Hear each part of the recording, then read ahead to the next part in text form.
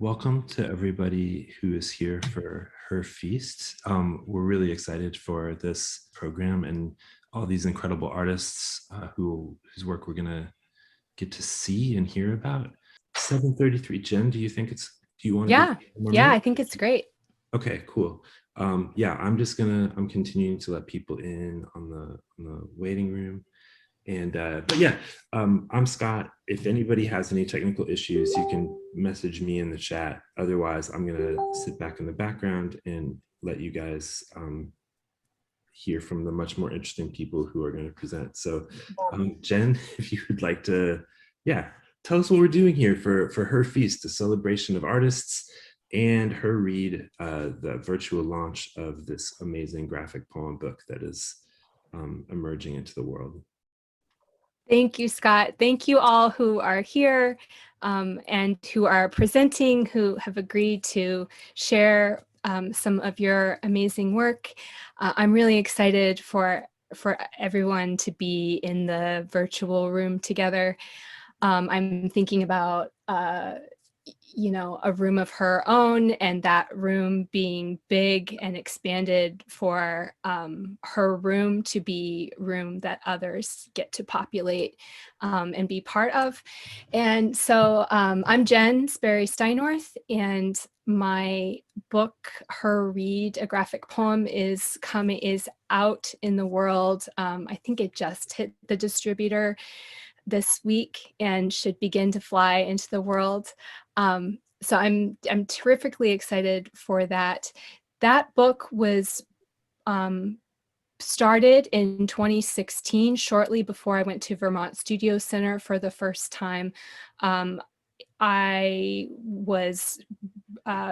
couldn't write. I was really enraged about things that are happening on the national scale and things that were happening in my own life and things that I was witnessing happening to women around me. And finding myself unable to write, I started to do an Erasure Project, which you will see more about, but it's basically taking an existing text that has already been written. In this case, it's The Meaning of Art by Herbert Reed. It's a piece of scholarship and art criticism and history that surveys all of predominantly Western art, but not only, from prehistory to the modern era, and includes 0 women artists. But women appear often in the book through the pictures. So the book, Her Read, is about interrogating the sort of double erasure that happens when women cannot are not in control of telling their own stories, and yet whose stories and depictions are being told by others. So I thought it would be wonderful to include numerous women artists, many of whom have been hugely encouraging in various ways for this particular text, and to sort of open the space up and make it better with their work. So that's all I'll say for right now. And except for, Ananda is our first person who's going to be reading and sharing today. So take it away, Ananda. Thank you so much, and congratulations. I'm so excited about this book. This is wonderful. And I wanted to say this event is just brilliant and very generous to have this celebration of a book about, built on a book that is a patriarchal history of art, by having all these women artists. That's wonderful. I'm going to introduce my work very briefly. I won't read, which is very different for me because I'm a poet, so I'm always reading, but I'm just going to talk about my work today. Jen invited us to share our work, and I'm going to share my work in terms of things that I'm very interested in my work, that I am also very excited about in this book.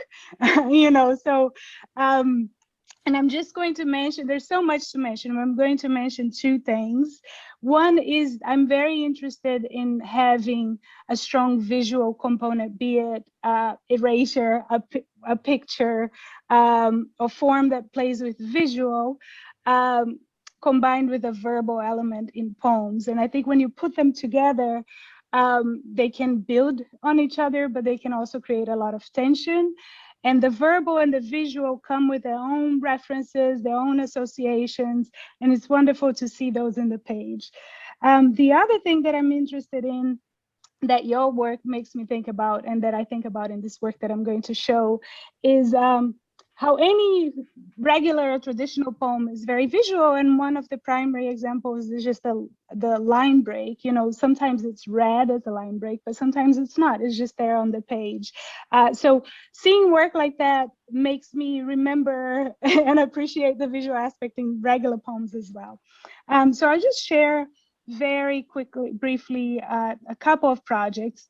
Oh, and I forgot to press share screen. So I'm just sharing to myself. Okay, share. Can you see them? Yeah. Yes. Okay, so this one is a chapbook that I have that has not been announced yet, but they said it's okay for me to share here. But it's yeah, so soon you have an announcement. But it's a chapbook with a long poem and photographs that I took. And the photographs and the poem, they existed independently before, and I put them together. And it's just really wonderful for me to read it in this way and see how the reading is so different for me now. So it has some of the things that I talked about. And I'll just sort of scroll through just so you have an idea. And you know, it's not like a direct representation of what's in the poem, but I think they speak to each other in a interesting way.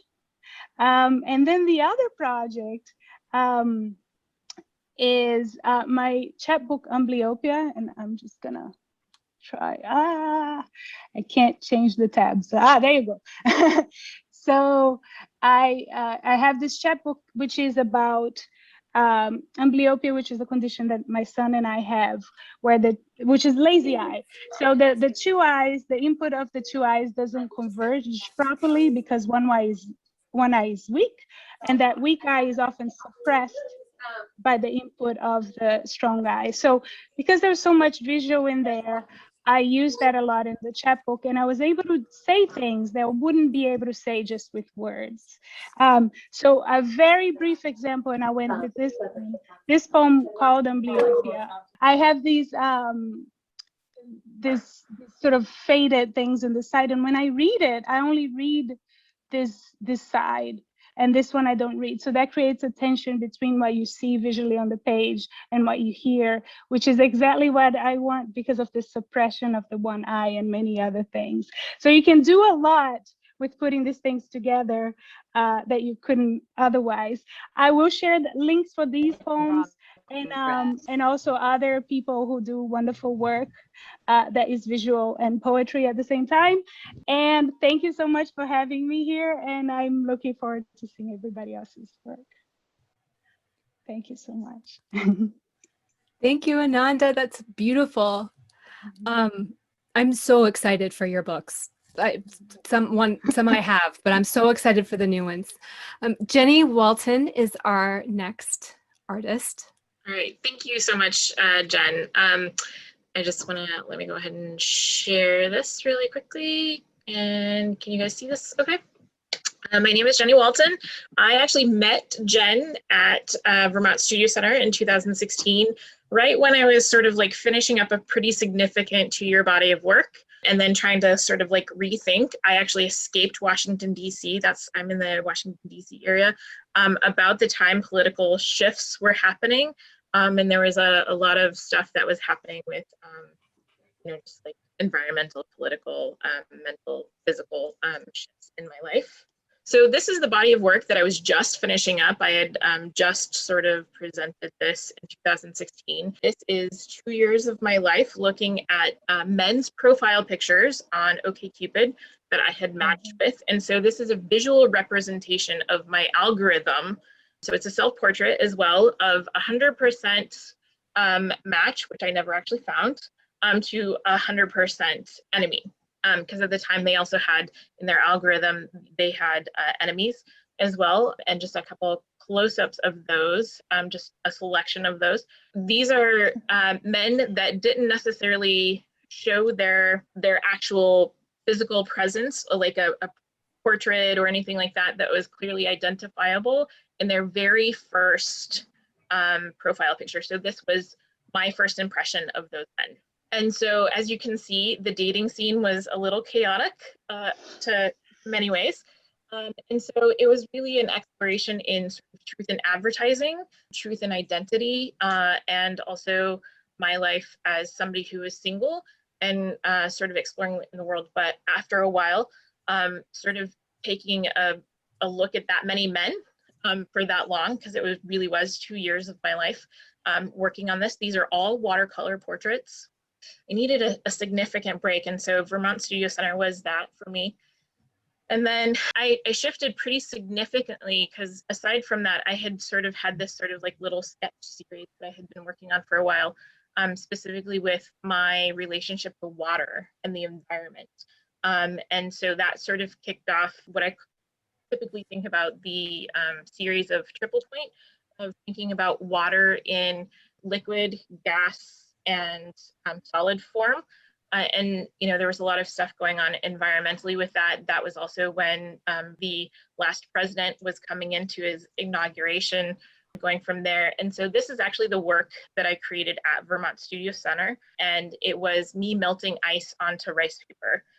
This is an installation that did move and float as you walked by it, so it was very subject to the controls by humans.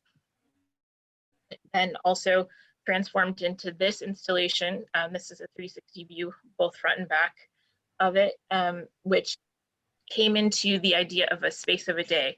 So how do we move through our day, and how does the little movements that we make impact our environment? And then at the same time, I started exploring with silver point, which is I'm drawing with silver wire. And so these are very long, tedious drawings. And you can actually see that one right there behind me.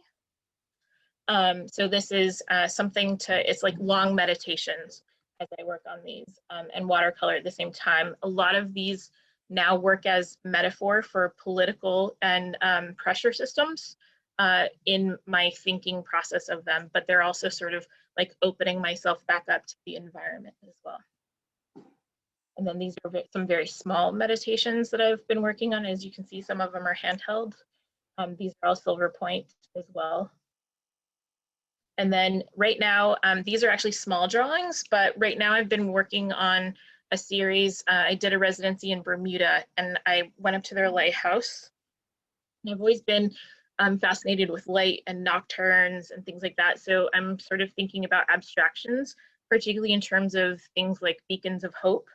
And searchlights as well. So these are the works that I'm also kind of concurrently working on right now with the cloud work. And that is the end of my presentation. And I want to just thank Jen so much for sharing this amazing thing. And it was lovely to see you start this project at Vermont Studio Center and see it actually like be a real physical thing that everybody gets to see in the world. So congratulations. Thank you, Jenny. I love that OkCupid work like madly. We've conspired a little bit, but yeah, and this is amazing. It's amazing to see. Thank you. Okay, Nyoko Fujimoto is next, and I'm going to share my screen in just a moment when I get the go ahead from Nyoko. Hi. My name is Naoko Fujimoto. I'm originally from Nagoya, Japan, but I'm currently living in Chicago. I'm an editor at Rhino Poetry Review. So congratulations, Jennifer. It's very exciting. And then your book is stunning. I wrote a review, and this review just came out like 2 hours ago. Oh, It's on time. Congratulations, Jennifer. thank you. So tonight I am going to read 2 poems, and Jennifer is going to show the graphic poems and all the details. So first poem. Thursdays. Mother cleans grandfather's apartment. She picks up a photo documentary, Auschwitz. A heavy, dusty book, she calls it. I ask her, will I go to war? Holding a vacuum cleaner, she says, I want your pain. In the smallest room, my sister cries, her growing teeth. Grandfather watches TV. On the highest volume, the howling wind. He lost his voice 17 years ago, stroke. This mouse and the quietness, like the people in those black and white photos. Piles of Jewish clothes, glasses and hair, half-naked bodies and holes in the ground. Their stark tongues with the dirt in their mouths. A last word adheres to their throats. After the atomic bomb in Hiroshima, grandfather stood alone on a black hill. He saw nothing but smoke, burnt skin hanging from arms. Under the August sky, his mother listened to an imperial speech from a radio. Japan was lost, mud beneath her fingernails. Miles away from home, he listened to that speech. A stranger gave him a towel, a white towel. He wiped his face. It smelled like dandelions, mother's hands. Second poem, Dividing. Grandfather met a pregnant woman summer 1945. She held an empty bottle and a little red kimono and sat down by a gray fence. He gave her water and kept walking to the hill near Hiroshima, and then bullets rained and the bomb. He found her again, a shred of red cloth, her bowels and placenta spread under the fence in a ditch. He did not find her unborn child, but smelled it. How beautiful the spring of 1946 was. Dandelions and clovers covered the fence. Millions of cells divide in amniotic bubbles. A new heart pumps in my womb. And you ask, do we give it a Japanese or American name? Does not matter. I will stroke its forehead every night, humming an old lullaby. Thank you so much for listening. And then also, I am collecting craft essays for my enjoyment, also research purpose. And my latest guest is Jennifer. So please, if you have a chance, please visit to working on Gellately as well. Thank you very much. There are so many amazing craft essays on Nyoko's website. You can go and meet all kinds of artists, visual poets and writers, and it's amazing. And Nyoko has a new book coming, it's out now, right? Yes. Yeah, from Tupelo Press, that these images, some of the images that you see in the poems, so you can find that on her website too. Sarah Haskell is our next artist that's going to join. I'm here. All right, let me go to share screen. So good evening, and thank you, Jen, and thank you all the presenters. What a treat. This is one of the blessings of the past year, is that we get to meet new friends from all over the planet and make new connections. So I'm speaking to you from the eastern edge of the United States. I live in York, Maine, which is way northeast coastal. I'm a swimmer, a sailor, a stargazer. I'm a woman artist who works in a medium usually identified as a female endeavor. Working with thread has been my passion for over 50 years. I particularly love linen. Its sturdy character retains the wrinkles of use, growing more beautiful with age. And I like to think that we are all doing that. Combined with linen, I use rayon, cotton, silk, metallic, thread, and handspun paper.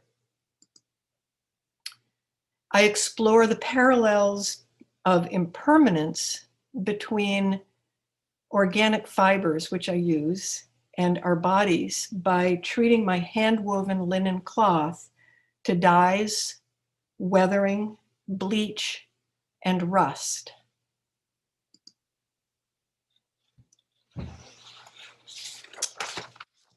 And these transformative processes allow me to witness the natural progression of metamorphosis. So I watch the metamorphosis of my materials, and I've found that it challenges my own attachment to what I deem as precious.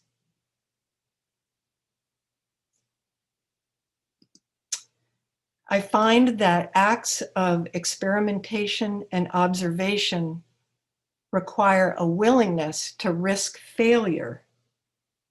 And these are critical to my creative growth and my personal growth.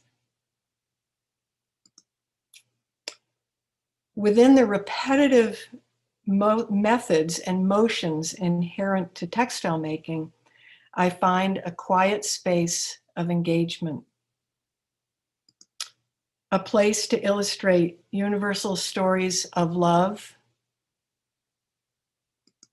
loss, and longing, the heartache of the ephemeral, the tender beauty of the natural world, and the astonishing gift of being human. Textiles may be identified as a traditionally female medium, but I will argue it is a medium that aligns with being human. Cloth is vulnerable, absorbent, and shows signs of use and misuse, just as our own bodies do. Our bodies are wrapped in cloth at birth and at death. And narrative tapestries predate the written word. Simply put, I believe thread and textiles are a human story, not a female story. And I realize I haven't told you anything about how any of my art was made, what the sizes, any of that stuff. To me, it just felt more important to share the images and the stories with you. So I hope if you're curious more about the details of my work that you will go find me on the web, and I look forward to a continuing dialogue with everybody. So thanks for listening, and so much gratitude to Jen for offering this opportunity to share. Thank you. Thank you, Sarah. There's so many ways that I feel connected to the work I've been doing that's very different, but anyway, thank you so much for sharing. All right, next up is Jamia Weir. Hi everyone. Hi Jen. Thank you so much for having me. I too feel very connected to Sarah Haskell's work. I met her and Jen at the Vermont Studios Center and some other people that are here. Jenny, what a just special time that was. Okay, so I'm a fiber artist. Right now, I kind of consider myself one, but I mean, I feel like I've been a multimedia artist throughout my life. Let me do this. Okay. So prior to going to the Vermont Studio Center residency, I had been in this Masters of Art Education program at MICA in Baltimore, and I'm an artist and an art teacher. I'm an elementary school art teacher, and this program was incredible, and it really allowed us art teachers to recognize the ways in which our art practice was intertwined with our art teaching. And for me, it was in part that I use a lot of recyclable materials in my own work and with my young students. And for a while, I was working on what I call plastic bag portraits, and I would take plastic bags and fuse them together with an iron to sort of create this plastic fabric, and I would sew it. So this is pretty much all bags, like that one on the right with the cigarette. The cigarette's even a bag. And then as of late, I've been doing more work with fabric. And I feel a connection to fabrics and yarns, and the fiber art process is typically, like Sarah kind of touched upon this, but it's been associated with women throughout time and in different cultures, and in my life and in my own family, you know, it has been. So I feel this sort of ancestral connection to fiber art, which I very much enjoy. So I've been playing around a lot with it lately and getting more sculptural with it. My work has often been about the body, figures, faces, being expressive with faces and the figure. And even in my own life, I've been into performance art. So I live in Los Angeles, and I found this awesome community right before the pandemic of clowning, actually. And it's a lot of, you know, character work and improvisation. And this is a group I started of all women called Feminati Movement. And it's this performance art clowny group where we did this. This is a little number we did where we pretended that we were these robotic, quirky, awkward women, but we were kind of dressed sexy. So playing with stereotypes, just super fun. And that was right before the pandemic hit. And so when the pandemic hit, I found improv quilting. So I was doing improvisation upon the stage and still keeping my handwork going as well. But I found on Zoom, it happened to work really well, taking these quilting workshops. So I found this woman named Sherry Lynn Wood who does these improv quilting workshops, and I got super into learning quilting. And it was a lot of women, you know, and there was these traditional quilters trying to sort of break patterns and habits that have developed through just years, like cutting perfectly straight and measuring and trying to break free from those habits. And these are teachers, and this is another teacher I had, Irene Roderick, who's a painter turned improv quilter. And I just kind of learned different things from her. And like, she kind of reminded me of the design wall, which I was doing back when I was pinning upon the wall with those bag ladies. But I was like, oh yeah, that makes a difference in your practice, just kind of. So I put a piece of felt up, and fabric sticks to felt, and I was just playing around, and it's a very intuitive process. And I kind of just ran with it, and I played with the things I learned in these workshops, but then I kind of just went off on my own and figured out my own way. And, you know, it's like yes and, you know, the concept of yes and upon the stage, where you're yes anding a stage partner with one line at a time. This is like you're kind of yes anding your artwork, your patchwork, and you're putting a piece on and you're just responding to it. And I often give this example of a fun way of like improv quilting, like you kind of cut up a bunch of shapes and put them in a bag, and you just close your eyes and reach out of the bag and just sew them in that order that you pick them out from. But if, again, the faces always kind of emerges for me. And I would be remiss if I did not mention my beloved Textile Arts LA that I'm a member of. These are, again, a group of supportive, mostly women that are really dear to me and have really nurtured me along my creative path. This was an event where we were mindfully mending with Ruth Katzenstein-Souza, who's an amazing artist, and so much peace and inspiration sitting in storytelling and sewing with these women today. We passed around our patches, each stitching on each other's work for a few minutes until our own patch finally made its way back around the circle to us. I decided to pass around this scrap denim face that I started. So yeah, it was just a super fun, very improvisational thing as well. And I've done things like this with my own students where we kind of pass artwork around until it reaches the student again. But That's a whole other art talk, what I've done with kids, guys. Currently, I'm at another artist residency in Woodstock, New York at Birdcliff Arts Colony. Any artists here, if you guys know about Birdcliff, hit me up and we'll talk about it. It's a very interesting place, beautiful and inspiring. A lot of buildings and little cabins, and I have a little cabin there. And I'm actually currently at home in Connecticut though, because my nephew's high school graduation is this weekend. But this is one of my latest art pieces that I did at Birdcliff. So that's about all I have for you guys. I hope I made it quick, but got it all out. And thank you so much to Jen for having me. Congratulations on your book. It's awesome. This is so cool. Thank you. Thank you, Jamia. That's fabulous. I love the double, like totally different textile and yet this like common thread. Okay, Meg Reynolds, take it away. Yeah, hi everybody. My name is Meg. Let's do this screen sharing thing. There we go. Okay.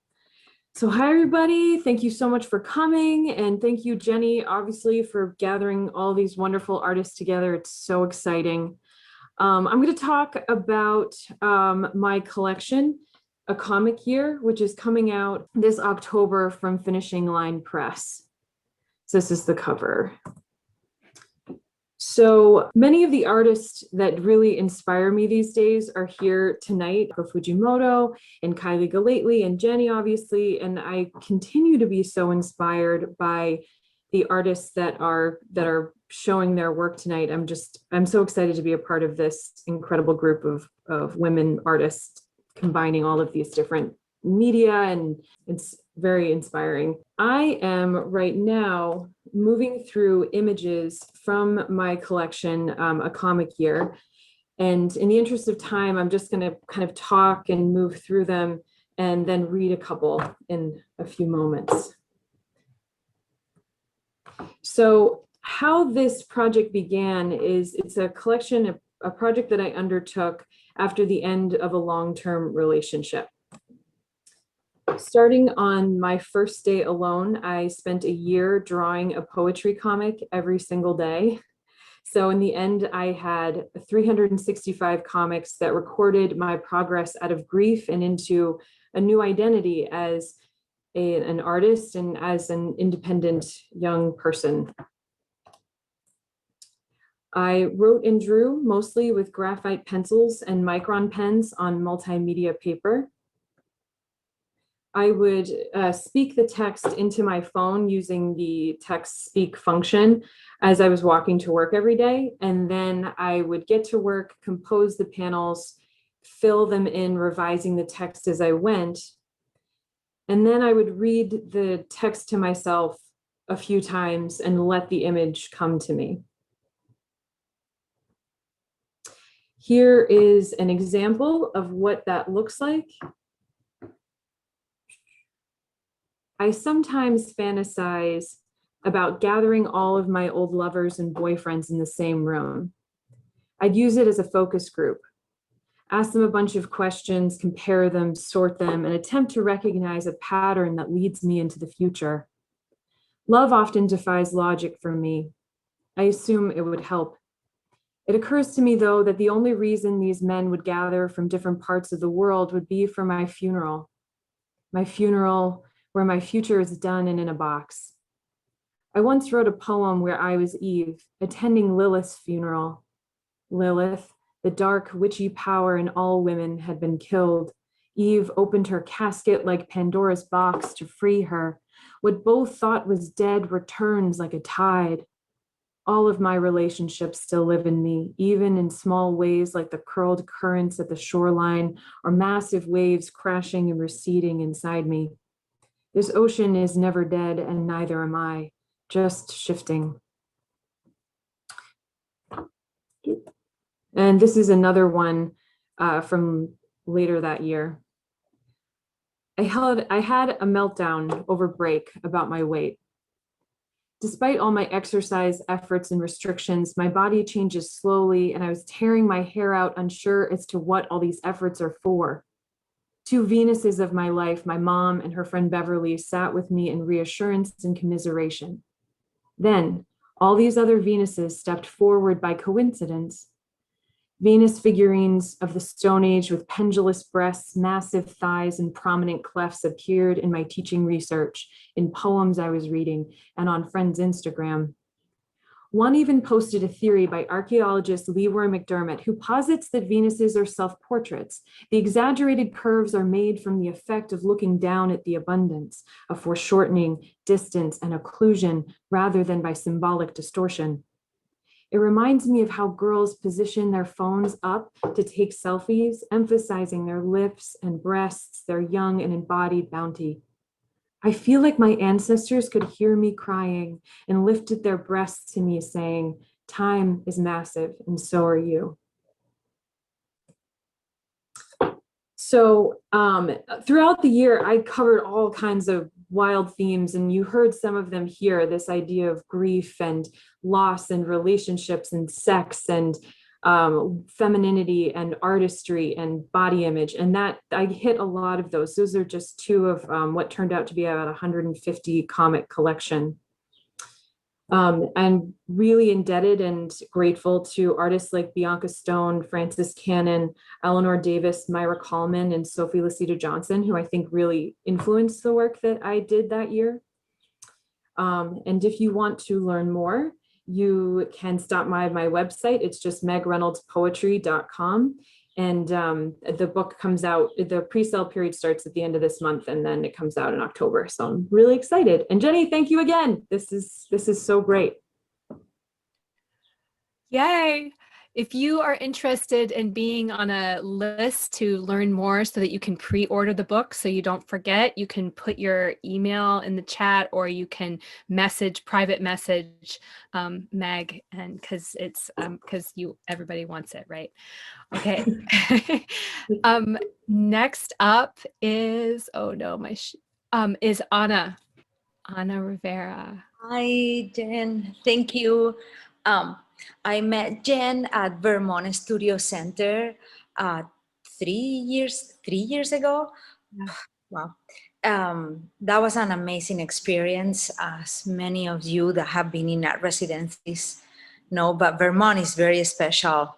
My work varies a lot from one project to the other, but they all have a lot of humor.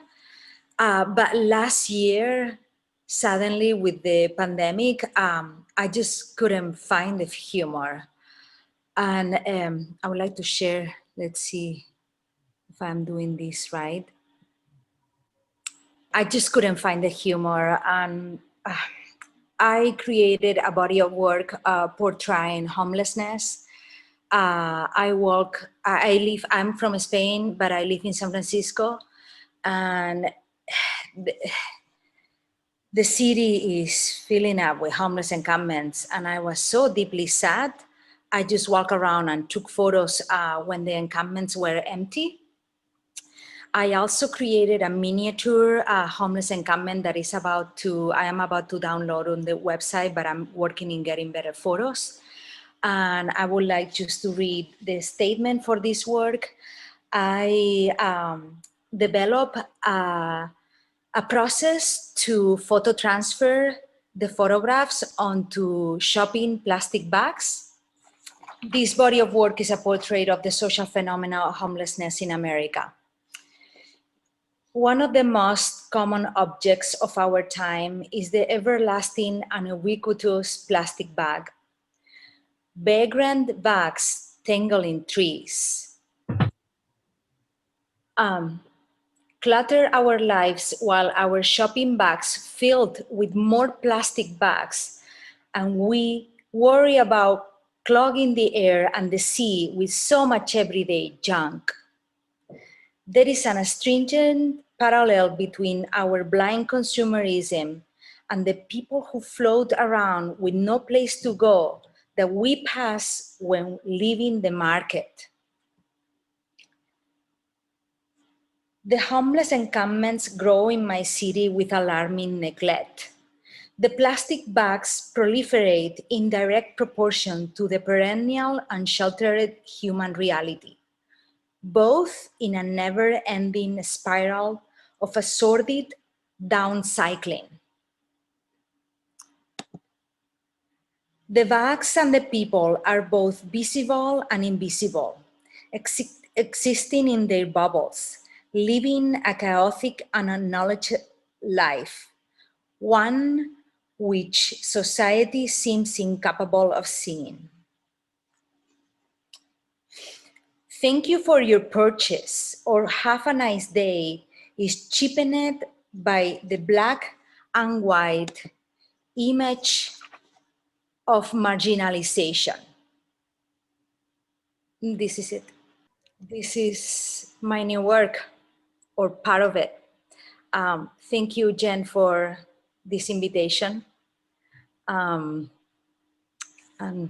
good luck with your book. Looks stunning. Thank you, Anna.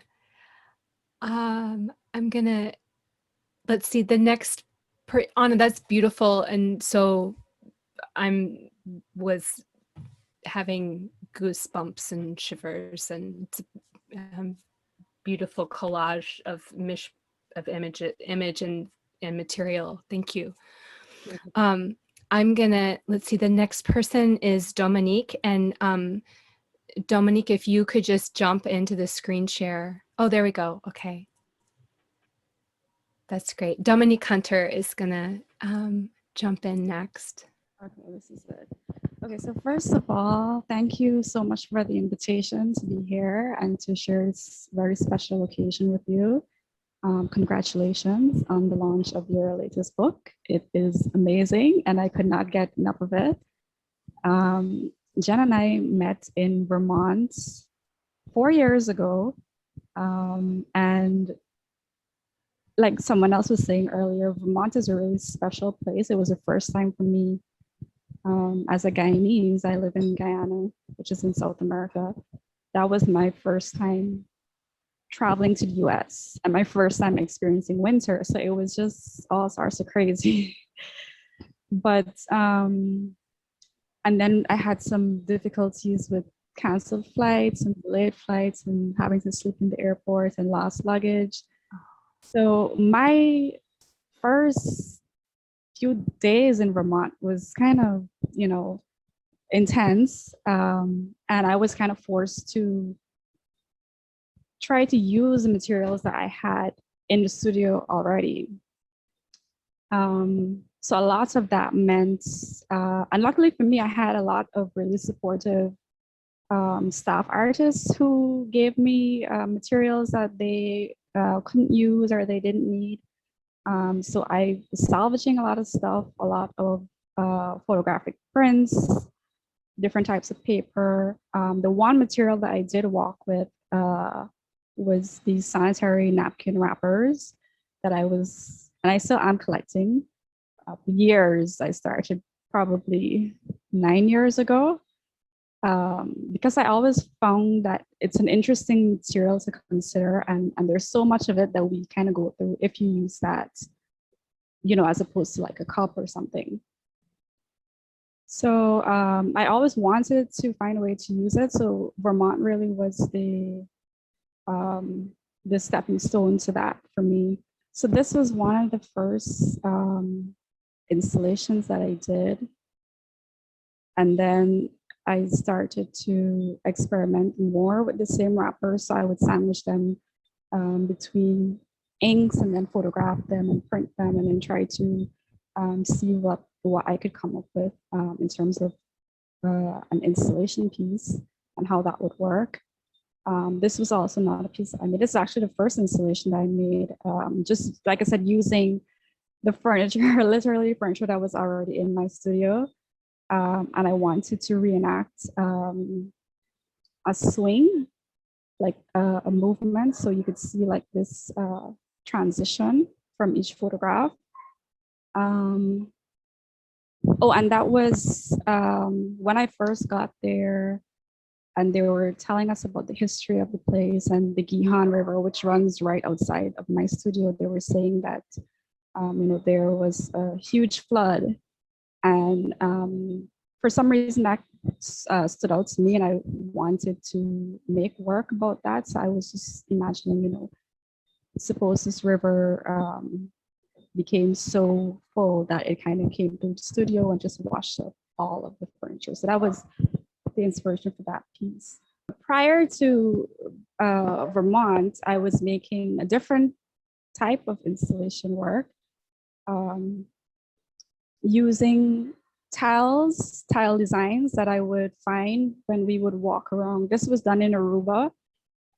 They have really amazing handcrafted, hand designed tiles. So I would take photographs of the patterns, and then I would kind of fill them with bodies that I would cut out in Photoshop in the tourist magazines, because I found it so interesting how they would market certain women, because it's very much a tourist island, and what they were doing with those images and the products they were trying to sell.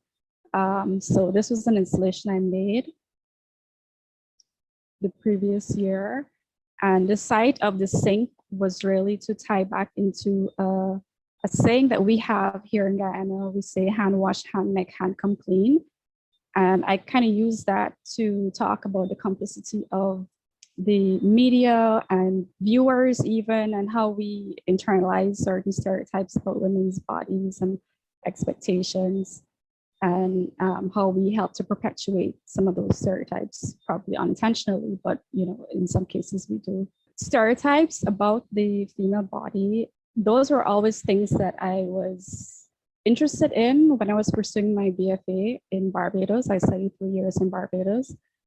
And so this was the beginning of that exploration. Barbados is not a tourist-driven economy, very beautiful island, but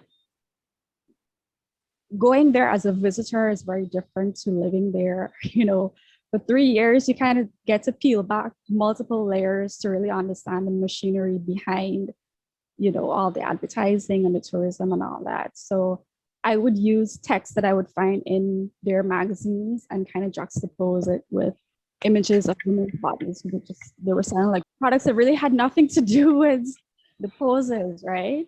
So this was what I was making back in 2014. So when I moved back home, I graduated in 2015. Transition for me was kind of difficult because I had gotten used to being in Barbados, where they have a very active art scene compared to where I'm from. So I would have gotten used to a certain kind of art scene, and then coming back, and then you're just like creating in a vacuum. And it was very difficult for me because I no longer had that network like immediately around me. You know, everybody was so far away and there was nothing really happening here. So I started to shift the work away from so much being about stereotypes about other women's bodies and kind of turning inward. And so it became more about my own experiences with stereotypes that I've encountered, more about also my migration story, how difficult it is to kind of settle in one place and then you have to uproot and then resettle in another place. So many different overlapping themes started to come up. And like the emotional distress and the anxiety and all of that you would experience when you're in a place that is not really conducive to any kind of creative practice. And so I would just photograph myself. I was no longer sourcing images of women from magazines or online or anything like that. I was actually photographing myself. So I had more control over what I was trying to say. So yeah, you would see a lot of plant material in there. You'd see a lot of butterflies, a lot of caterpillars. I kind of use those as metaphors. The plant in particular is called the beach morning glory plant, and it grows along the coastline. It's found along most coasts. It's interesting. It's a very interesting plant to study because on the surface it looks like a weed, and in some cases it's considered invasive, but it actually helps to secure the shoreline, and it's very deep rooted, and it kind of developed all these these mechanisms to protect it, so it could withstand extreme temperatures and salt spray and all these different things. So yeah, my practice is just kind of like I do installations, I make sculptural works, but more recently my focus has been mixed media collages on either canvas or paper. But I consider all my series ongoing. They're all very much open. I'm pretty sure I'm going to revisit the work that I was doing in Barbados with using material from existing magazines and stuff, because I think that's actually a very rich source of, inspiration. Thank you, Dominique. It's beautiful work. I have, as soon as I saw your work, I was so struck by it at Vermont and in Vermont, and I'm so glad that you could join us and give more of the trajectory of growth and development. Thank you. Our next presenter is Kylie. Thanks, Jen. Thanks. I'm so excited to be here. It's so good to see so many of you again and to see everyone's amazing work. I also met Jen at the Studio Center. Yeah, I'm going to share my screen. So I'm just going to read a few poems from my, I have a book coming out in July. They are all found collage poems from the Arctic Diary of Russell Williams Porter. That was my single source text. I wrote about 45 poems over the course of 2 months last year, and I'm going to share some with you tonight. The arc light went out and several vague forms emerged. In the dark living room, they spoke to me in women's notes. We are not hunters. Our knives are but mirrors and shovels. They shine so we can dig ourselves out of darkness. But I myself have no food without killing, and when my erratic days are through, I will lie on the green floor with the midnight sun, not under. One woman slid her knife under a thin layer of my flesh. Gold, gold, gold. But at times the gold is only a mirror, faintly iridescent, a window full of moonlight. The strange contrast between death and dawn is an intimation of night's secret counsel, here to let me choose a knife or a tomb for the skin of the magnetic morning. I shall fill in the deafness of the women who told you to be good, with a seasoned conviction that hell is damp wood in a virgin's heart, and that gold will always be a chaste animal with skin torn to pieces. I was sore at heart, a lavender tint to my head like tinder, hair raised and stranded. I tried to shout in the wilds of the dining room when dynamite was handled without word. But it did not end. The resounding hammering at the fire your obsession brought you. I could stay here, shedding grass from my feet until all landmarks disappear, but there will be no land. The scarred pinnacles will be the skin of my lips, as stiff as taut silk. The stove of my body will be patient enough to dry a bed of roses, and I will be the spring that crumbles away with time. The gods will heave down flat irons ground to pieces, and the fossilized jaws of vice will thrash through a once cliff. Handfuls of sand will make up my backbone, and my fingers will hold the earth like worms craving death. But no, instead, I will replace these legs that give way to high winds, and I will wait for the meteorite. Thank you so much, everyone. Jen, congratulations. Thank you, Kylie. Wow. I'm very excited for this book. Make sure that you get over to Kylie's website and get that coming to you. Yay. All right. I've lost my place again because I was so transported. Leigh is our next presenter. Hi, everyone. My name's Leigh Werrell. I'm based in Philadelphia. I'm a painter. So a lot of my work happens with me looking at space from the outside. I'm not sure if this happens because I find myself on the outside of certain events. This is a painting about Longwood Gardens. It's outside of Philadelphia. often I do kind of look through windows in my work, and I just really like making space into layers and looking at how light travels from one space to another. So this is actually one of the largest pieces that I've made. I don't normally make work this big. It's about 6 feet high. And I actually had a crit with someone named Brian Bress, who's an artist at Vermont Studio Center, where I was with Jen and a few other people here. And he told me I should make bigger work in general. And I kind of blew him off because it was kind of like, oh, it's like man telling me to make, make bigger work. It's like, I don't know, but then I started thinking about this piece in particular, thinking actually this piece could work really well as a big piece where you can really get entrenched and involved in this scene and seeing this window kind of almost full scale. So I made it big. It's very, very much bigger than the rest of my work. So that's kind of what that one's about. And then let's see, I can just go through a few other pieces that I have. This is a fairly recent piece. It's of my dad swimming in a pool. I don't have much to say about this one because it's so recent. I often find that I can't talk about my work until after I've looked at it for a while. This is an older piece. It's about my friend of mine in West Virginia walking her dogs. I just really loved this scene of snow and color. It was this beautiful, enchanting kind of walk that we took in the woods of West Virginia with her cute dogs. This is a painting of my brother in a tent when we went camping together in Santa Fe. And yeah, this is another kind of example of how I really like to layer space in my work, seeing this light kind of coming through these layers. And I also obviously love bright colors. I guess I would call myself a colorist.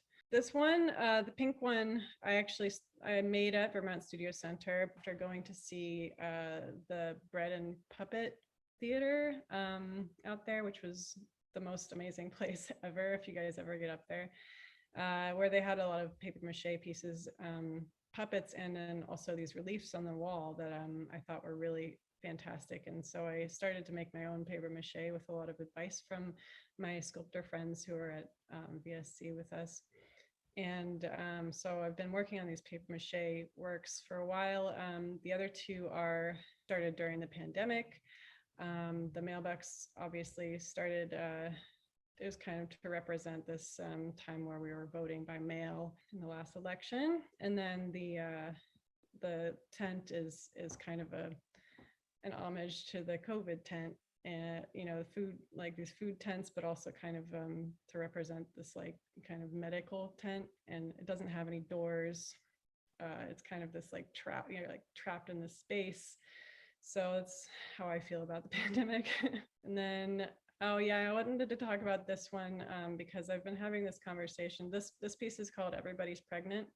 And I've been having this conversation with some of my friends who are mothers and also artists. And we've been talking about how, I was asking them kind of, because I've been thinking about children and thinking about how my life would change, my artistic career would change possibly by having kids. And so we've been having this conversation about how hard it is to be a mother and an artist at the same time, mostly because of the stigma that comes with having a child and trying to be an artist. There's that Tracy Emin quote, there are artists with children in the world and they're called men, which is not something that I believe in, but it is kind of this overarching theme of or overarching kind of belief that women, after they have a child, that's like all that they are. So obviously we've been talking a lot of why women can't put their this concept of motherhood in their work without it being kind of stigmatized as well. And I don't have any kids, so I can't exactly speak to that, but this is what I've been talking to my friends about who do have kids. So that's kind of where I'm at. Sorry, I was going to say thank you to Jen, because thank you for bringing all of us together. This is such an inspiring space. I love all these wonderful comments about everyone's work and hearing all these wonderful women speaking. And I'm super excited about your book too, Jen. Thank you, Leigh. I love the intimacy of those paintings. They really transport. All right, Carrie is our last person, artist that will be presenting before we'll take a little break. So take it away, Carrie. Thanks, Jen. Oh, I'm so honored to be here in the company of these brilliant minds. What a scintillating conversation. Thank you, Jen, for making this feast happen. I did not meet Jen in Vermont. We met a really long time ago at the Bear River Writers Conference in Northern Michigan. And that's where I live. I'm a poet and knitter and a writing professor in Northern Michigan. I want to tell you a story. Shortly after I finished graduate school, we had my husband and I both have poetry MFAs. We met there. We had one of our former professors over for dinner, and he noticed this trout that I had knitted. It was on the wall, and he looked at it and he said, "Oh no, Carrie Strand, you're not going to waste your poetry MFA on folk art, are you?" So yes. For about 20 years, I've been wasting my MFA on folk art. I've been designing and knitting clothes and other kind of weirder things, but I'm going to show you clothes tonight. I have some thoughts about process that I'd like to share with you. This is kind of like a little essayette on process and just kind of how things come into being. And I wanted to share this because Jen's work reminds me of process. I think process is always kind of erasing what's in front of you and rewriting it with your own version of that idea. And also, I wanted to show you clothes that I've made because I think every time you envision the body, you're sort of putting forth a version of autobiography, a story that's erased and written in your own terms. So 1, knitting is the study of lines. How will you take a line of string and line it up in rows? How will you line the body if you are making clothes? Fences are made of lines designed to keep people out. In this way, a fence is a power line. I was inclined to steal that line, to turn the body into its own armor. 2, elaborate architecture is a way of expressing power, of displaying excess, of saying with your fancy lines that your money is an edifice. This is a close-up of what was once the Savings and Loan Bank in Marquette, Michigan, which was one of the richest towns in the world at the turn of the 20th century, thanks to copper mining. I stripped those power lines, made them mine. Is a body more powerful if it is sculpted with excess lines? What do we design when we make the body a piece of architecture? 3, every built thing has its border lines, the edgings and the hems. So I knitted a building again in thick hot wool to keep out the snow, to set the border between body and air. But air is everywhere, drawing its own lines with wind in the sand and snow. The lake is a bowl of wavy lines. Plants have lines like fork tines. If you could wear those lines like a hat, would they be on your mind? Could you find a way to make sense of lines, to wear them and to be them? Power lines, poet lines, folk art. 5, perhaps you are a garden, ardent for texture and color, your body a wrought iron gate, your throat spilling forth flowers. Perhaps this is your power. Thank you. Oh my gosh, that was amazing. Yay, right? Yay, everybody. Can we like unmute and everybody say yay or something? Yay! Yay! Yay! We're going to take a little break and we're going to also put some of the links back up into the chat that were from people's work in case, because I was posting some links wrongly. So some of them may have gotten missed. And then Scott, when are we going to, what do you think? Like, we're just going to take a quick break and then we're going to come back and I'm going to do a reading. The program says 6 minutes. So let's come back at what my clock says would be 8:52. 8:52. All right.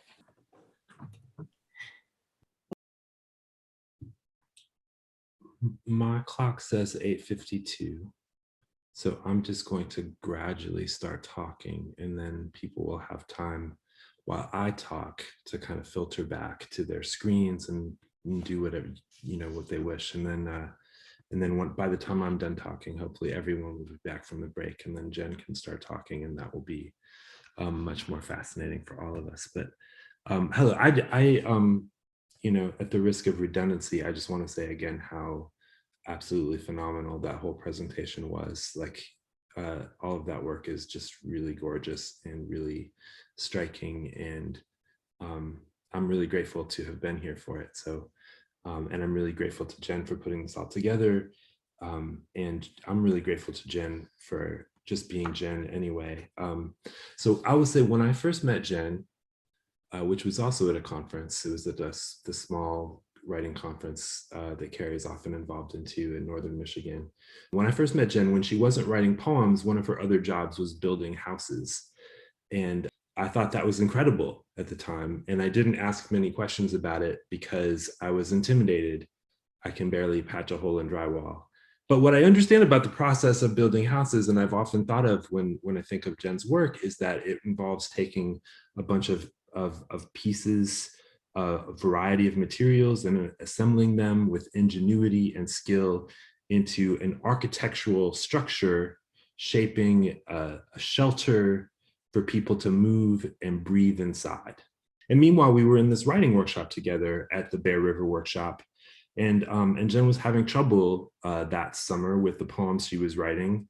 I can't speak to her process since in any kind of comprehensive way, but at the time, a lot of the work she was writing had these kind of cycling, ornate, tumbling strings of like fragments, like these spare little stanzas that created this great sense of atmosphere. But she was having a really hard time figuring out how they fit together. Which is, I think, that's something that that process of trying to figure out how things fit together and making structures out of their parts, something that I've continued to see in her work ever since. And she's done many great things with her writing since, publishing a beautiful chapbook, Forking the Swift, and her incredible full-length collection, Awake with 9 Shades. And her poems have taken on all kinds of complex and gorgeous forms in those books.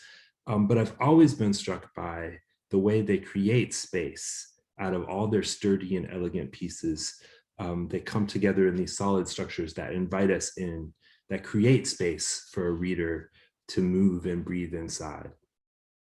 And it seems really appropriate to me that the Texas University Press said about Awake with 9 Shades that, quote, Steinorth measures what is broken against the white space of the page. Because her poems do that. They measure what is broken in our families, in our countries, in our landscapes, and plot out structures to inhabit, but always with that negative space and all of that it implies in mind. Now, what's clear sense is that the press does not realize just how confining this idea of, the white space of the page, because what Jen's work has done since has exploded well beyond the white space of any page. And I'm thinking, one project that those of you who were with Jen at Vermont will remember, I'm sure, is the Kiss Me We're Dying project. And for anyone who doesn't know what that is, I thought I would share my screen here. Here's like a little bit of what she was working on. And it's important to remember that, so she was working on this before the COVID-19 pandemic. She, and of course, this work has since come to resonate really deeply and eerily with our experience collectively of the last year. But she made these amazing, assemblage pieces out of surgical masks with natural materials, leaves, threads, and of course, these little bits and fragments of text, of poetry kind of woven directly into them as a kind of, to make these like, kind of little machines for moving and breathing inside that would then be strung throughout a gallery for a viewer or reader to literally kind of exist among. Which brings us to this book, Her Read, which, and I don't want to say too much about it because I know Jen is gonna astound you with many images. But when she first told me about the project, and she described it as an erasure, which is a way of making poems that has become a little bit of a zeitgeist, I think of there's a poet named Matea Harvey that has a well-received erasure book. But the first erasures I've seen by her, like what you picture an erasure poem as a page of text with a bunch of whiteout across all the words that, you don't want in the poem, you know? It's like the Michelangelo thing about, I don't know, like if you want to carve an elephant, carve away everything that isn't an elephant. Maybe that wasn't Michelangelo. I've been told it was. It probably wasn't, because why, he didn't carve elephants. That's stupid. An angel, okay.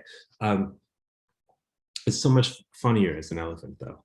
But anyway, okay, so, but this is how I've always thought about erasures. And so I think Jen's imagination quickly like spilled over the bounds of anything that most people would dream of in doing a project like this. And as you'll see, she's not just erased, but inscribed, rearranged, reconsidered, and created these amazingly gorgeous visual feast. I think her feast is a really good title for tonight. They're like illuminated manuscripts in a very modern way that remake and reimagine and reinvigorate this dead conception of art history that she was frustrated rightly by. And so, yeah, you're in for a treat. And I will say no more. Let's all listen to Jen tell us about this awesome, awesome book.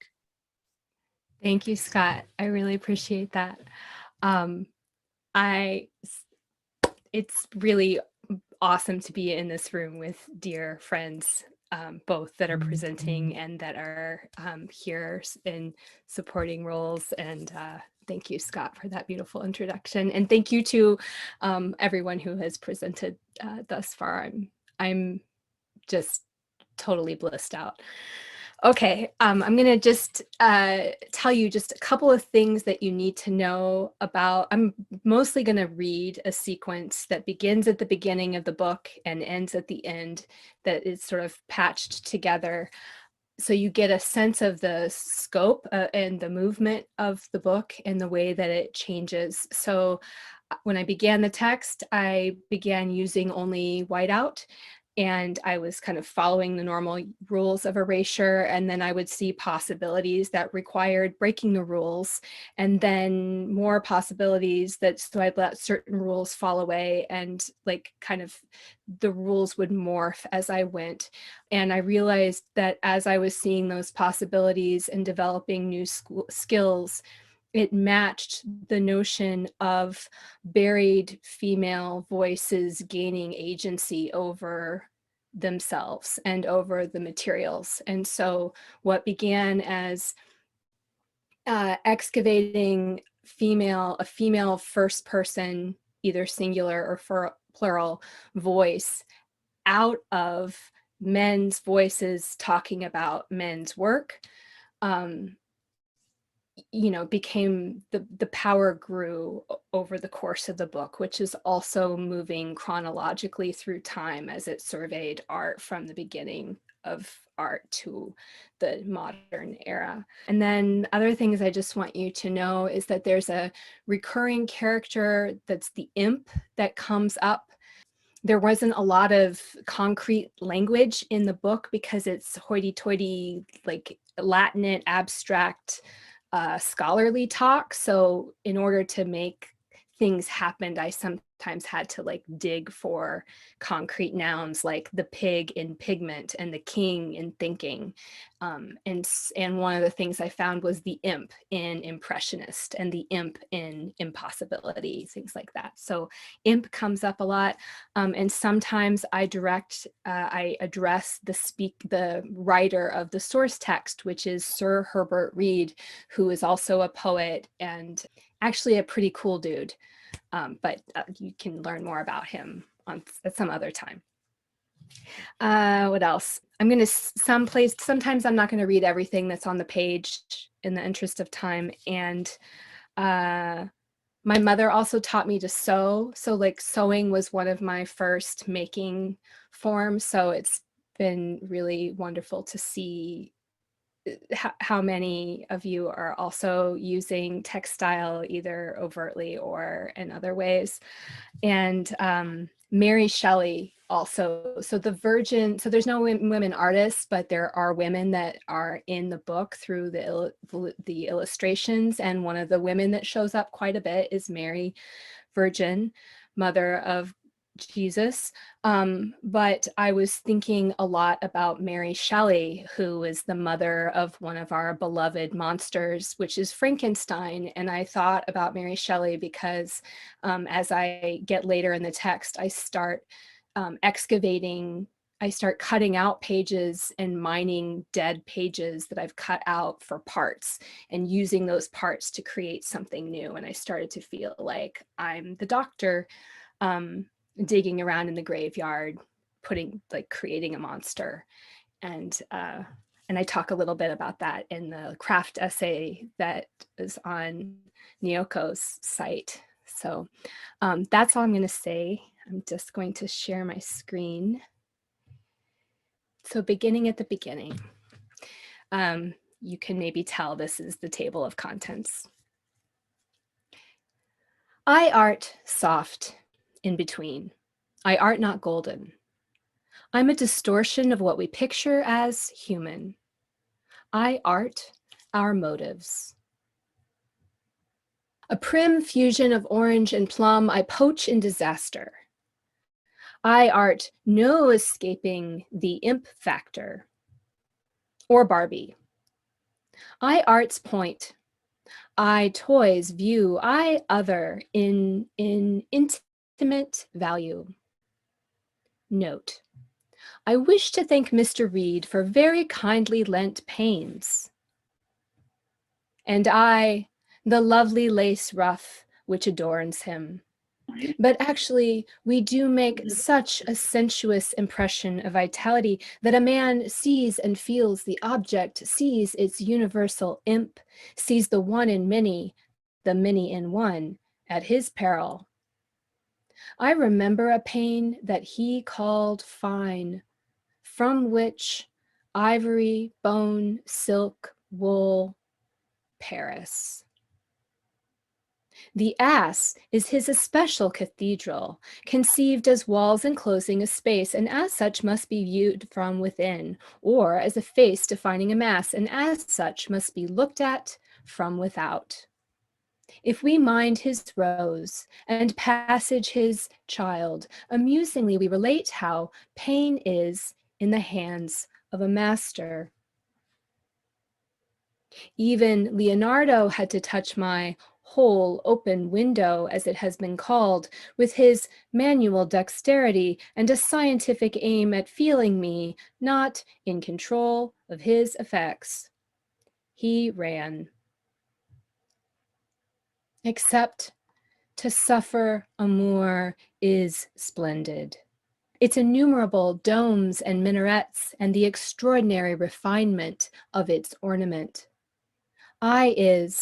Can be never deprived of that power, power to birth myriad selves, over which stretch the skins of human terror. Sadism is intense.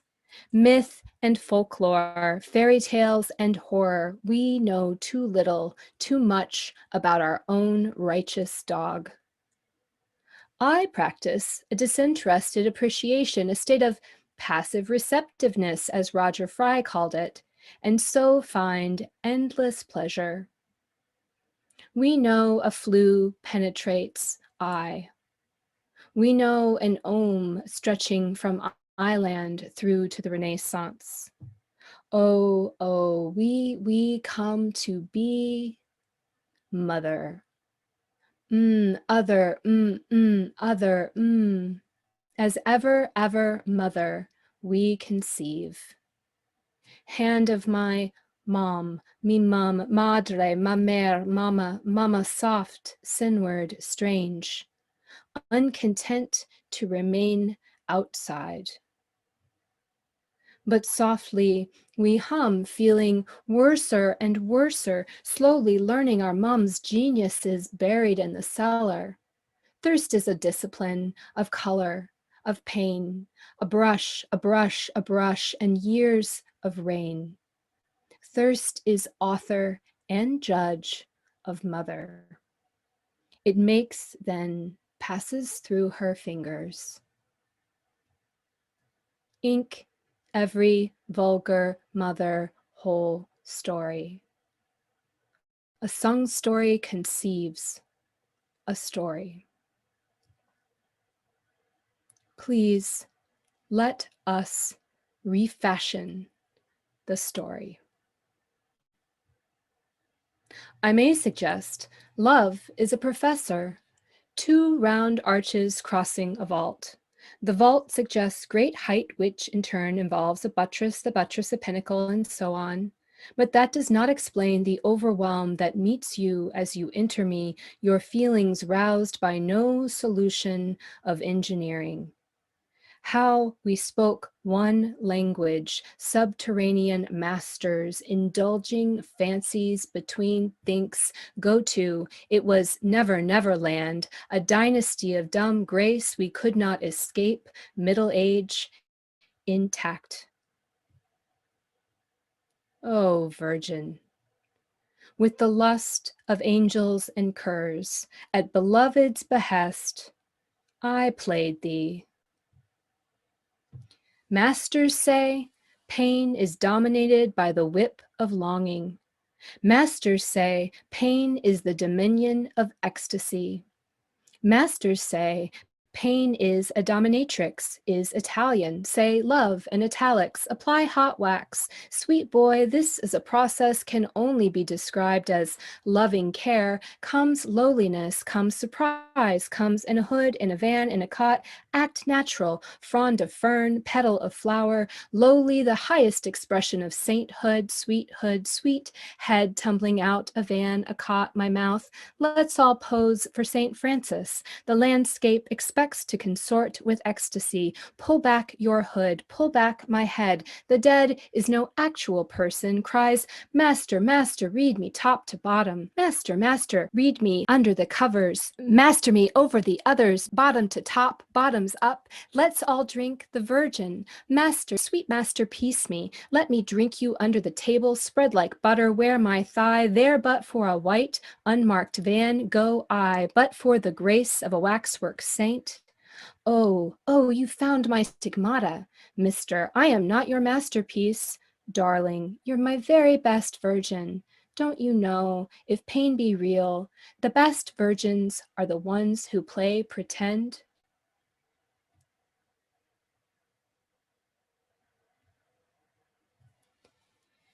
Escape pain, be no more as wallpaper, escape in moonlight, picture discourse, always dangerous things in pain, be able as pain, mind we whole, escape pain, alive erasure. Invent how it evolves, arm our sisters in moonlight, escape pain, stars, a faint setting sun, be the eye to be satisfied, escape paintings, escape painters, escape no strange mouth chanting, escape, say nothing, define morphology, inspire, escape, paint, pain, call it love, a conscious lion, dispense with escape, paint openly, paint as we, no I, excess. Limitations are obvious. He, his he, compose he of the he from the he before him, his subjects given him by his he.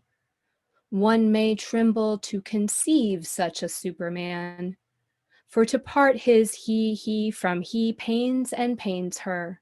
He and his, I, medium, weep. His eye, the whole canvas, our eye, waters closing to attend, what under and under the troubling sings, of lake, the lake of the lake we make of she. O utterance of abject body, help us connect with others, with doctors and holders of pain, in pain, sweating change, confined to ourselves, our terror. For shame is born a master child, son of war, a pulsing laboratory with its own official flora and fauna. Mind child, mine, not our professors of shame, their fine nervous lines, their rank religious fantasy. To love yourself is no lunacy, or if lunatic it be, give us the key to the lunatics. Theirs is the only music. They speak to us in the language of the dead reborn, reread. There, child, we need not be afraid. Between dog and wolf there is nothing, much less love, but between a shadow and the sun, there is a body. Over a harp, out of a lute, naked, wounded, a bird-headed corpse stoops. Perhaps we should all be lunatic, living in blue-green provinces. We might return to the burying ground, dig deep and sing our great-great-great-great-great-great-great-great-grandmother's blues. Let us sing their bitter fruit. This is my body broken for you. But enough of sacrifice. Perhaps we are too fragile. Let us discuss the line of our new lady's shoe. I want only to think of our great lady's shoe. Accents of such individuality, of almost endless variety, the shoe, not green memory residues. A human being drifts through time like an iceberg, only it will not carry us far.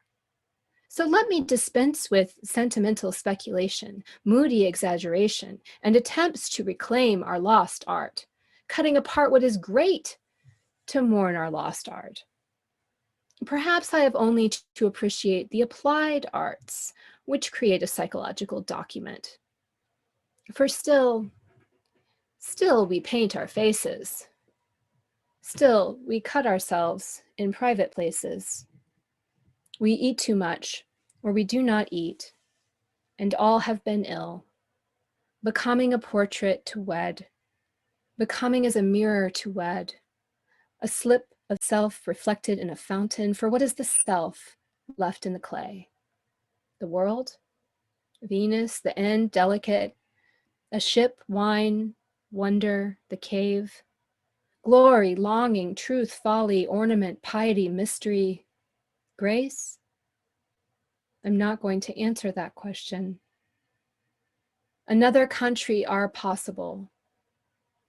We know the mind is stored with countless records of past which may, when struck, surface again in color, having been hidden so long from light.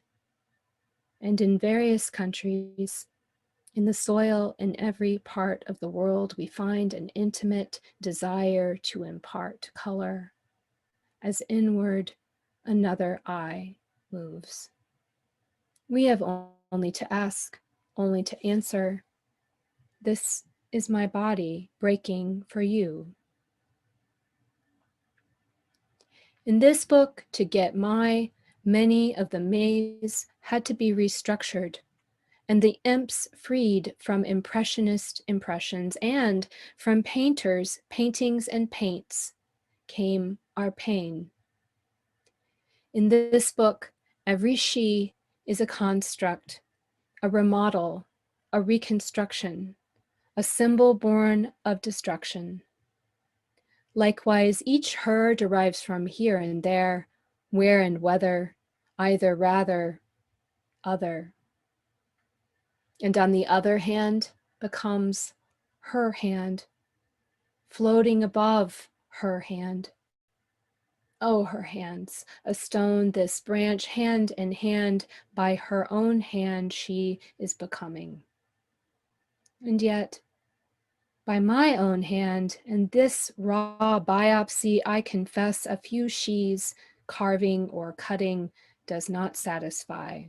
No, not when there are others we have yet to see, to hear. Oh, love, would you would add your own mark here, and every otherwhere.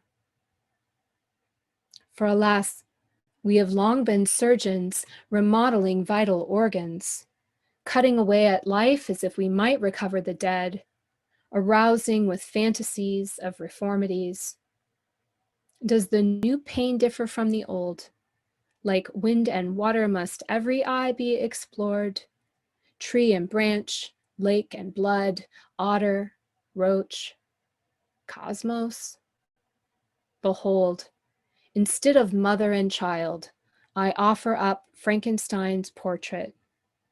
Dearly begotten son of Mary, old Frank might say, this is my body broke, yo. The monumentality she achieves with her grave technique, her cutting and piecing, is apparent in the manner her mind-child conceived becomes 3-part sculpture, part theater, part hospital.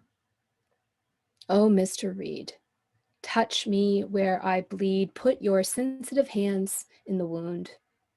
We are great reservoirs. And this portrait, a performance, an eye refrain, casting light and shade. Baby, this is our offspring. So this is the last section, just a couple more pages. In view of the sea, in view of the hearse of time, what place should be given to words, scenes, figure studies of oneself, of any self in transit? In this our one flight, in light of the sea of tranquility, the tranquility of a mind no plea can move. What good are temples to the moon, unless to set ablaze a face otherwise occupied by islands? Why draw lines between us if not to execute the distance between us? If not to let an interior be read? To be very vividly red, red, red and green and yellow, blue and green, such that we do not destroy one another when we bleed together.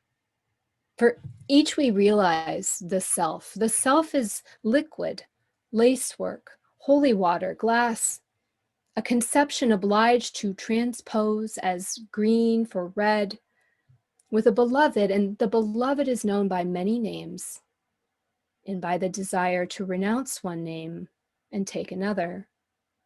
Sweet pea, lion, pussy, Ernie, fire, flower, thou, spear, angel, Amado, Romeo, Grace, she, Queen V, he, they. We love to embrace the danger. We art to toy with feeling, transposing one kind of fear, one kind of love for another. We art to toy with memory, those plastic dreams, to fix in concrete, as if a kiss were anything but goodbye, as if to unknow the marble profile of goodbye, as if to return to the dream of the unborn, calling, and in the place the book is buried, plant a tree. Amen, amen, amen. We art to toy with alternatives, by touch to cure, by love to infect, not a man speaking to men, but grief, grief in a patchwork spring whereby we come to embroidery and sing.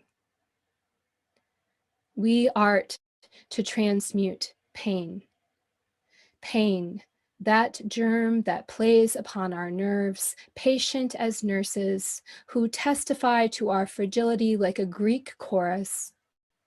Pain into wonder, homage, moonlight, horseshit, pity, wool, stone, velvet, impetus, a war, dawn, relief, salt, furniture, vision, a bridge. When vision is communal, it becomes religion. We art. This is God's image. Or only only hands on the walls of a cave. Thank you. Since Jen can't ask this, can I please ask everyone to unmute your mics and give a big round of applause? Hey, congratulations. Thank you. Amazing. I feel like we've gone kind of long, and I don't want to. Do you want to do like try for Q&A or anything like that? I mean, Well, I just want to say the privilege of hearing you read that was beyond anything I could imagine. It just, the visual, the book, and when I get to hold it, I hope that I can hold your voice, because that was the power. The way you read it was just so powerful and so from your heart. So what a privilege. I hope that I hope the book will, help me remember that. So thank you. What a privilege. thanks, Sarah. Yeah, can I just piggyback off of that? I remembered, I think, Jen, I think you were the first person I met at Vermont Studio Center, and what a welcome person to meet. You were so friendly and warm and inviting and inspiring. And then I later remember seeing you speaking and reading your work, and I was like, I had never heard anything like it. You had such a rhythm to your words. It was this beautiful performance of your writing, and I was just continually inspired by you, and you were always collaborating with artists and writers, and we had even talked about collaborating, but you just continue to inspire me, and I would like to do some Q&A. I mean, I have so many questions, but I don't know. I guess I'm curious to see also the book, like, because there's a book that I love to use with my students called Beautiful Oops by this guy, Barney Salzberg. And I remember him showing, I think he called it a dummy book, but do you have like behind you maybe like the real, and like, I don't know if you could talk about the process of like getting that published, if there was any changes of, I don't know. I guess I'm just curious about the process, and also like doing the actual, the words and writing it out, or however you go about that. Cause of course, I'm always thinking about my students in the future too, but yeah, just so amazing. Just, wow. Incredible. Thank you. Thanks, Jamia. I actually, the first draft, it was not a first draft, but it took me 4 years to make it through the whole book. And then I was intending it to be the final copy, but then I realized towards the end, when I was doing more cutting, that I didn't understand some of the ways that it would affect structural integrity of the page. And so I'm like, I would like to make this again. I can make it better. So then I made it again, the whole thing. And but in between the first version and the second version, I lost one of my big tools, which was a second color of whiteout, and it was discontinued. So that's when I got to incorporate a bunch of color, because I was like, what am I going to do? These pages are built on this like two-tone composition between like this parchment color and whiteout. And I discovered you can use alcohol-based markers over whiteout and like color it. So it became a great opportunity. But anyway, so I ended up making the entire book 3 times. And of course, by the third time, like each time I remade it, it changed some, but most of the language was pinned down in the first book, only little changes to language, but the images kept developing and getting worked out over the later drafts. I imagine it's a lot thick, like pretty thick though. Oh yeah. Yeah, that's one of the reasons why I wanted to cut pages out, because, well, and also I'd have to put like parchment, like this is the second book that I made. In between each page, you had to put parchment? Yeah, I put like this one, I used wax paper, you know, just because it's easy. And but like I knew that I wanted, you know, like you can kind of see, I don't know how well you can see the thickness, but like there's a piece of thread in there. And then there's like this one, I don't know if I can show, this is like 2 pages stitched together. So like some of it, I was like trying to figure out how to collapse, like how to edit. And so cutting and pasting became a way to edit. And here are like pages sewn together because I didn't like what was between them. So, and Carrie, I remember showing Carrie, she was like, do more stitching. You need more stitching in the book. So yes, that was a good. Leigh asked if the book is available now, or when is it? The book is in the United States. I believe it has just landed at the distributor. So people who have pre-ordered it, it should be sending out. Yeah, the official date was supposed to be 6/15, but it was on a boat and then got stuck in port traffic on the West Coast. And then it was on a train for weeks. And my editor, it was on a West Coast eastbound train headed for Texas and for a long time. I have a question. I see some of the books that you've worked on, Jen, have this like second title, The Me in Art. And I see that you've covered that up with a graphic poem on the cover of the actual book. So like, why? Well, the thought was that, so the title used to be The Me in Art, her read. But that seemed not as interesting as just her read or her read. I say her read because I think it makes people want to spell it the way it's supposed to be spelled, but because her read makes me think of the color. But I write about the different possibilities of the title and the apologia. But yeah, so her read, and then we needed a like, you know, for like the Library of Congress and stuff, they need to like her read poems. Well, poems doesn't really work because it's one poem, and her read a poem, but it's kind of, so it became her read a graphic poem. And I liked that graphic also had the, sounded like a dirty poem, or like, you know, vulgar, like it was, you know, graphic content. Which I feel like I just watched an animation. Yay. Yeah. That's a hope. Mm-hmm. And I second the compendium audio CD that I think Sarah was hinting at.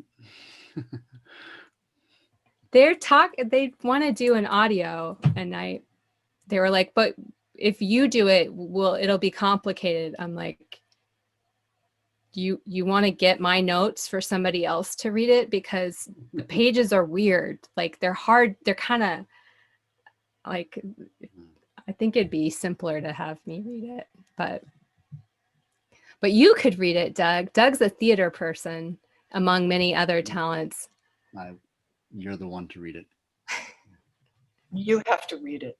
Mm-hmm. Definitely. Oh my God. Rock star. Only right. Ditto. I agree with everybody here. You need to read it. I have one more question. Sorry, I don't want to take up too much of the Q&A, but it's more of like a logistical, like I'm just curious because this book it's already in existence by Herbert Reed. So is there any kind of like legal like matters that you had to deal with to like kind of republish it, but in your own way?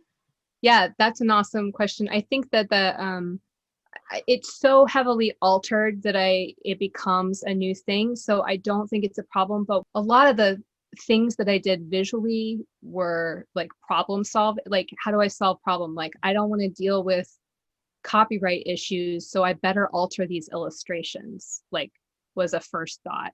And So a lot of things like that then became like, oh, that's totally shaping like the whole book, is trying to solve that problem. And but we did get permission. The Meaning of Art is still in production. Like the last printing was like 6 years ago. Kind of a cool guy. He was an anarchist and an advocate for art in the schools, and but not for women. I'm sorry. Barbara Hepworth. He was an advocate for her, but she was the sole. Yeah. That's a good question, Jen. Yeah. Hi, Jennifer. I just love this book so much, and I'm so impressed with how you found these poems inside of this really abstract like text, and it became so concrete. And I'm curious what your relationship to language is now. If you like I was really struck when you found her and all those other words, and then I realized that all the hers had come from other and all these other strange words. I was like, oh my gosh, her is everywhere, but I never would have seen her everywhere. But now you must see her everywhere, I imagine. I don't know if words are different. Are words different for you now? That's I think if I'm looking at a page of text, maybe if I'm, because I would train myself not to read the text, but to look at the text as material and not get caught up in, because if I read it, I couldn't then find, it was harder to let go of what those words, the words mean something different depending on the context of the sentence and stuff. So, yeah, so I think so, but only if I'm, it's like one of those, it's like having a filter on, maybe. I love that the act of finding a poem is letting go of what is there. Like that might be true of poems in like not just Erasure, but in general. But there's something really beautiful about accepting what's there and finding something new in it. It's amazing. I feel like other people's work that we're also talking about this process. Like Sarah, like the way that the fabric changes over time. I don't know. I feel like I heard that also in other people's art today. Yeah, I think you're right. There's something that is connecting the different works and finding things that are in the world and finding a new way to shift them and present them and let us see them differently. I think everyone was so amazing. I just want to say thank you to everyone. I'm so impressed, and this has been such an amazing event. And I see the world being re-envisioned by so many of you here. So it's just been so amazing. I love there's a lot of people working with like reusing materials and like different kinds of ecology, like I don't know,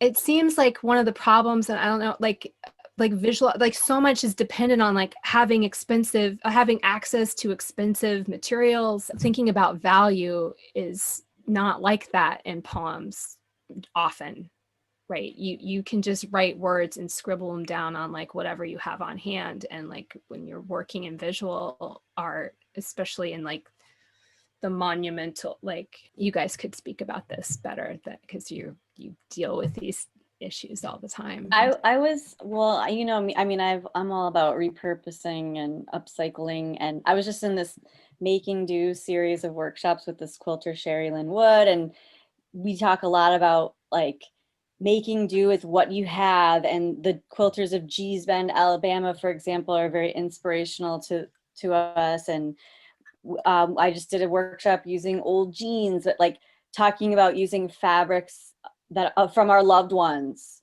from our own wardrobe, or they're doing a bereavement quilt. There's a lot of that happens as well. And it's just so much, I find it so much more meaningful to use fabrics you know, there's so much embedded meaning in history, and Sarah Haskell can say this probably more eloquently than I, but yeah, it's just beautiful. I find it so symbolic, and that's why I think I'm so drawn to it, and why I switched from, I was using all the plastic bags, which were so inspiring to me too, in that their own way, but now I'm onto fabrics. And then someone also, you mentioned Frankenstein. I remember someone in one of the workshops was like talking about Frankensteining together. Like she used it as a verb. And I was like Frankensteining together different like fabrics to make her quilt or whatever. So I thought that was a cool connection that you mentioned that. This has been a really beautiful evening. I'm really filled up and moved, and like there's just so many beautiful overlaps of and I like to think that, like, you know, the circle expands, but also the way that like I know in my work that your work was working on me in ways that I'm not conscious of. And I just, you know, none of the things can exist in vacuums, right? Like no art works without being in conversation with other things. And so it's like, it's really amazingly, I don't know, it's really beautiful to be here together with you all. And thank you Scott, thank you all, each of you. So yeah, I'm delighted. Thank you, Jen. It was very great to listen to your voice and actually experience reading and listening to your book at the same time. It was the precious moment. Thank you very much. And then also, it was great to learn, because of the copyright you drew, the little boobs or mustache or wee, those funny moments. I think your book, the incredible things about book is the main theme is pain, the suffer and sorrowness, but it's not one pain theme. It's a layer to it. And incredible thing is like a pain, green shoe. Those elements, funny moments or unexpected moment is thrown into your manuscript, and you discover those words from that book. I really think it's amazing work. So congratulations, Jennifer. I really enjoy your book, and I'm so glad to be part of tonight's event with all wonderful poets and writers and artists. Thank you, Jen. Thank you, Naoko. Thank you. I wonder if that's a good place to wrap up for tonight. Basically, Jen, everybody is impressed and loves you, and we all can't wait to read this book. And not just read, but just visually feast in the page after page of delights in this book. Thank you, Scott. Thank you, everybody. Good night.